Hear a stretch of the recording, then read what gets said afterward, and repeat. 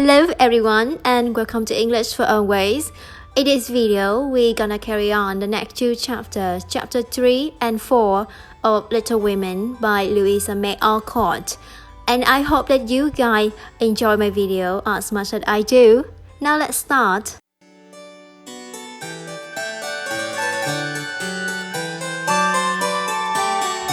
Chapter 3, The Lawrence Boy. "Look," said Meg excitedly. A day or two later, she waved a piece of paper at Joe. "An invitation to a New Year's party at Sally Gardner's house, and it's for both of us. Mother says we can go, but what shall we wear?" "Our best cotton dresses," said Joe, "because we haven't got anything else. Yours is as good as new, but mine had a burn and a hole in the back." "Then you must keep your back out of sight," said Meg. "I'll have a new ribbon for my hair, my new zippers, and my gloves are all right." "Mine are stained, so I have to go without." "You must wear gloves to a dance, Joe," cried Meg. "Then we each wear one good one and carry a bad one," said Joe. Meg looked worried.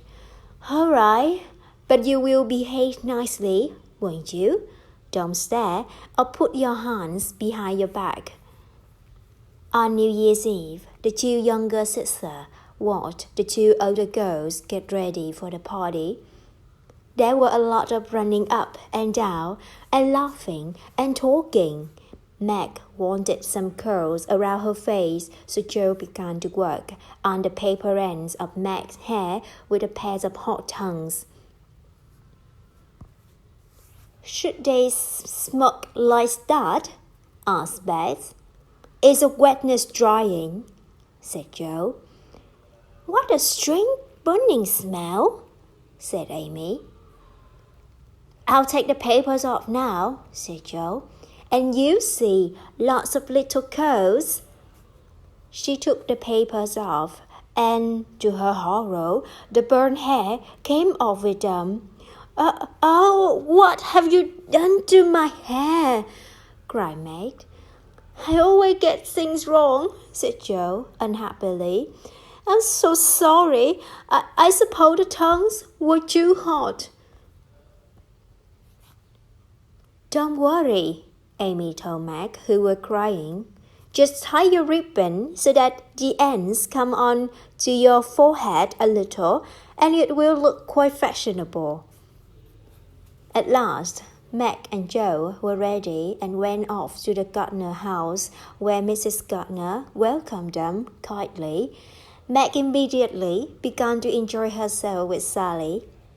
But Joe wasn't interested in the girly talk and stood with her back carefully against the wall, watching the dancing.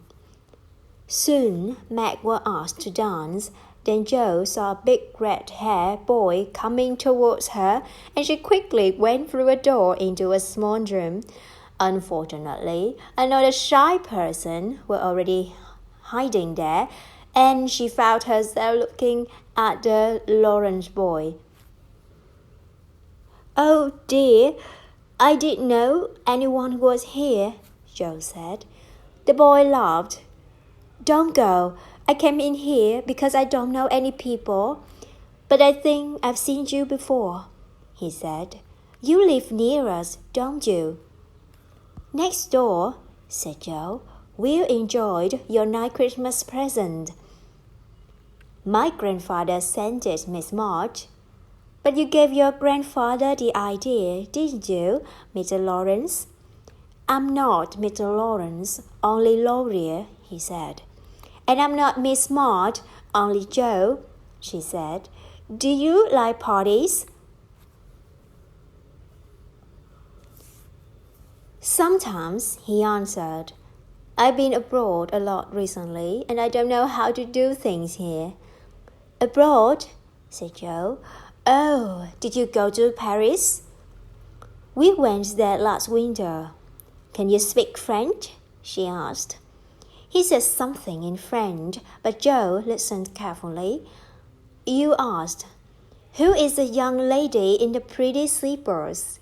It's my sister Meg, and you knew it was. Do you think she's pretty? Yes, he said. She looks so fresh and quiet.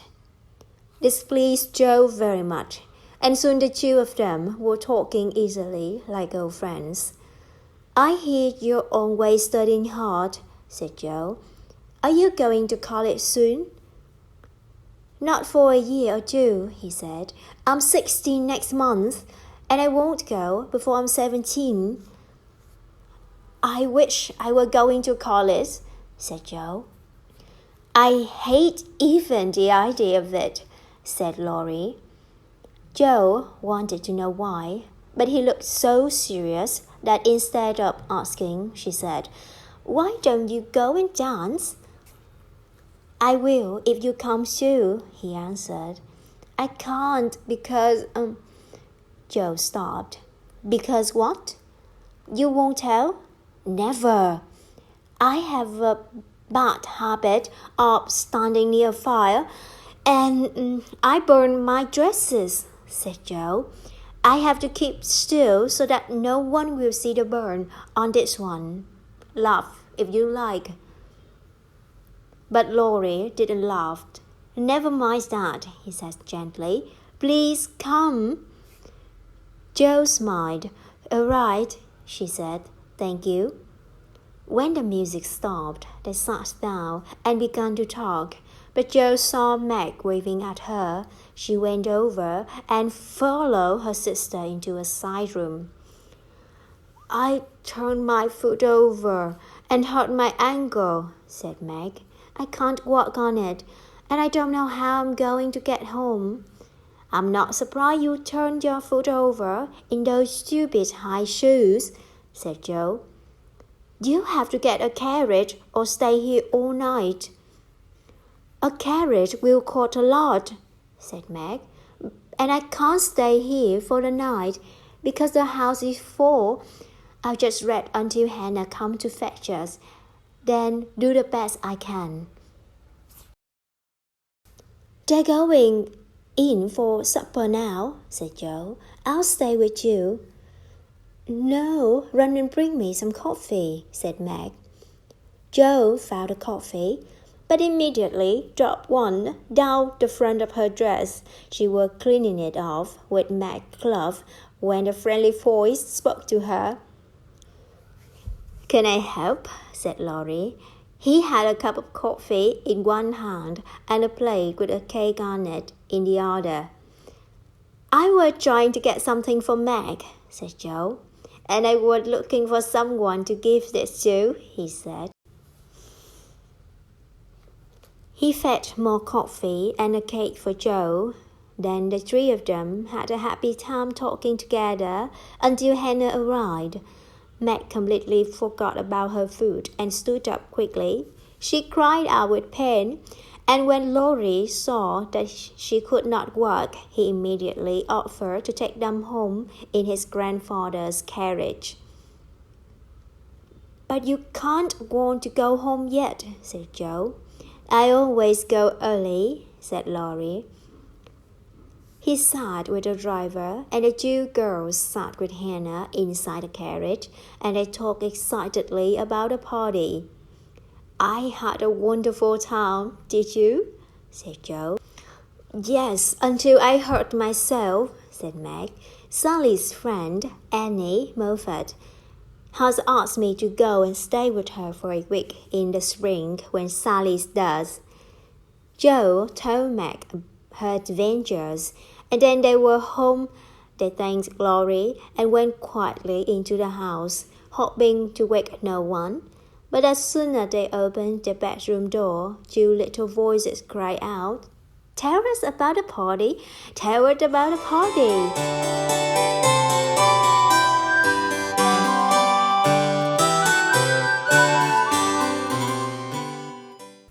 Chapter 4.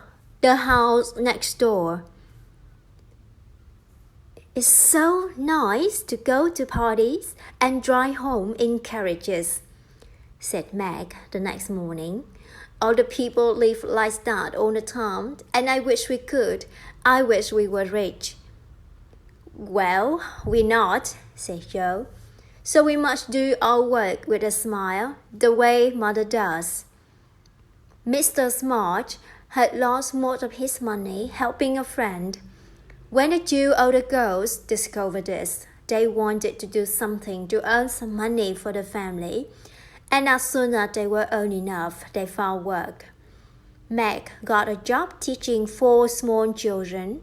It was hard for her to be poor because she could remember the time when their home had been beautiful, with everything they wanted, and every day at Mrs. King's house she saw pretty dresses and heard talk of parties and the theatre, all the things which Meg loved. Joe went to Aunt March, who needed someone to fetch and carry things, and read to her. She was a difficult old lady who complained a lot, but Joe did her best. Beth was much too shy to go to school with other children, so she studied at home with her father when he went away, and her mother was busy with war work. Beth continued to study by herself and help Hannah keep the home tidy for the others. She also spent long, quiet hours alone, talking to her dolls and playing the old piano. Beth loved music, and although the family could not afford music lessons or a good piano for her, she tried hard to make herself a better musician. Amy drew the most beautiful pictures and wanted to be a famous painter one day. She was a favorite with everyone except when she complained about having to wear her cousin's old clothes because her mother could not afford to buy new ones for her. One afternoon a week or two later, Joe went outside to clear the snow away from some of the gardens so that Beth could walk there when the sun came out. She looked across to the house next door, a big stone house with lovely things inside that Joe occasionally saw through the open curtains at the windows. But it seemed a lonely, lifeless kind of house, as no children played outside, no motherly face smiled at the windows, and not many people went in and out, except the old gentleman and his grandson. She had not seen the Lawrence boy lately and wondered if he was away.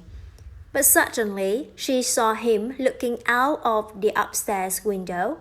She drew up a handful of snow and called out, "Are you ill?" Laurie opened the window.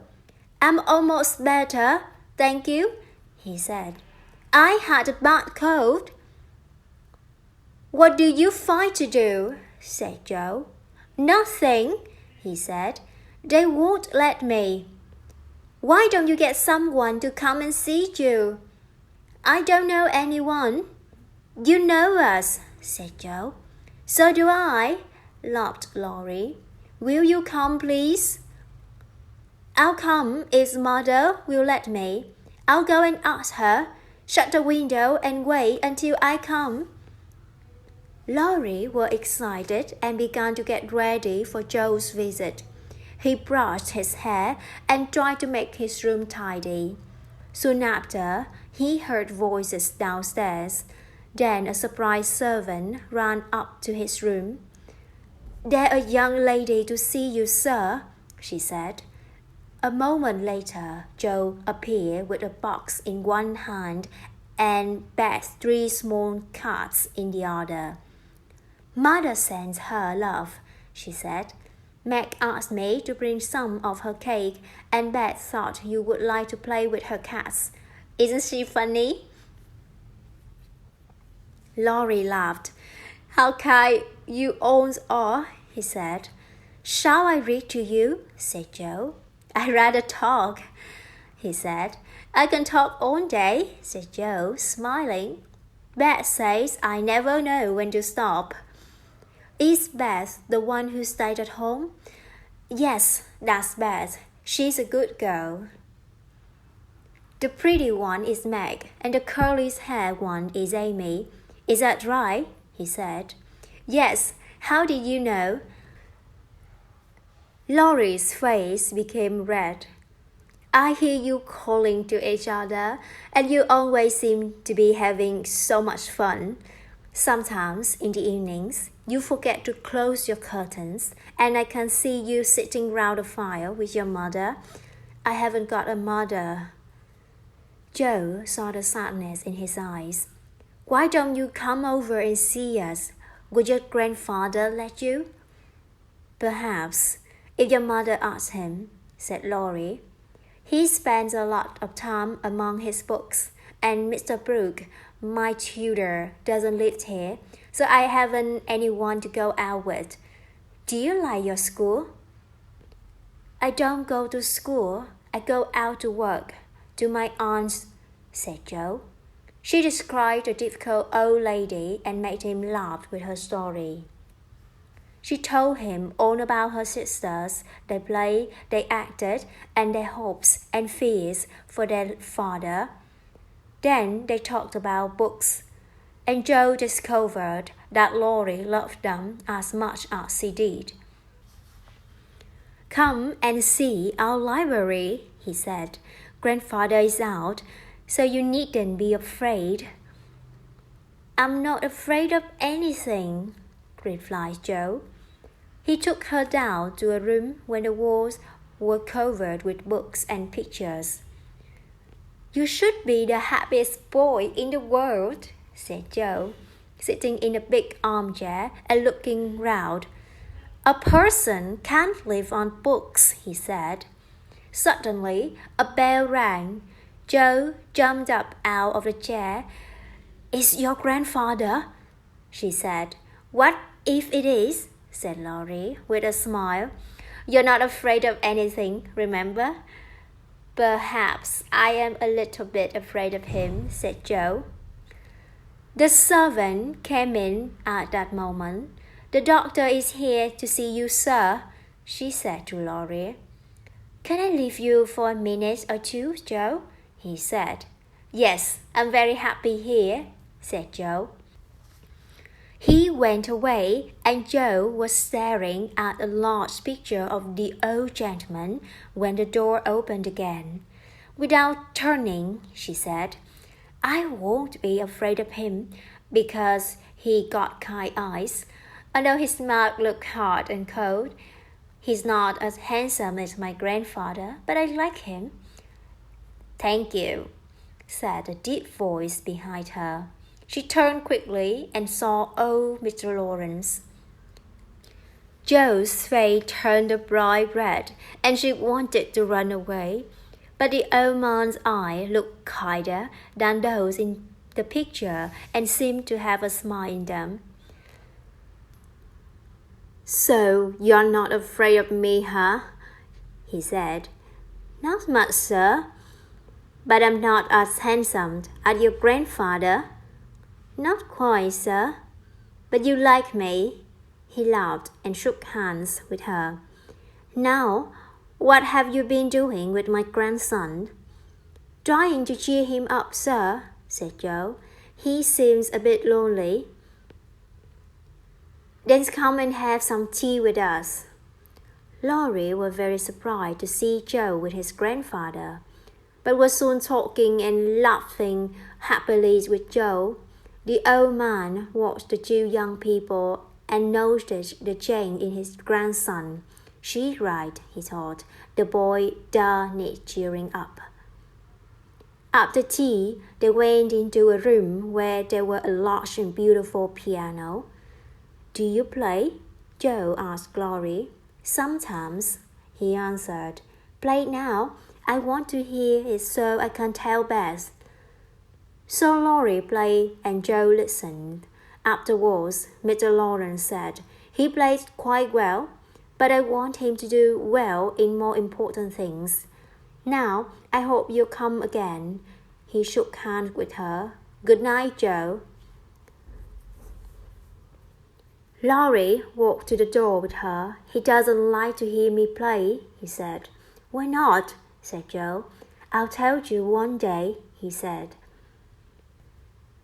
When Joe told the family of her afternoon's adventures, they all wanted to go and visit the big house. Mother, why doesn't Mr. Lawrence like to hear Laurie play the piano? Asked Joe. Laurie's father married an Italian lady, a musician, says Mrs. Smart. The old man didn't like her and never saw his son after they were married. Laurie was born in Italy, but his parents died when he was a child, and his grandfather brought him home. Laurie loved music, and I expect his grandfather is afraid he'll want to be a musician like his mother. Laurie should be a musician if he wants to be, said Joe. Sending him to college will just make him unhappy.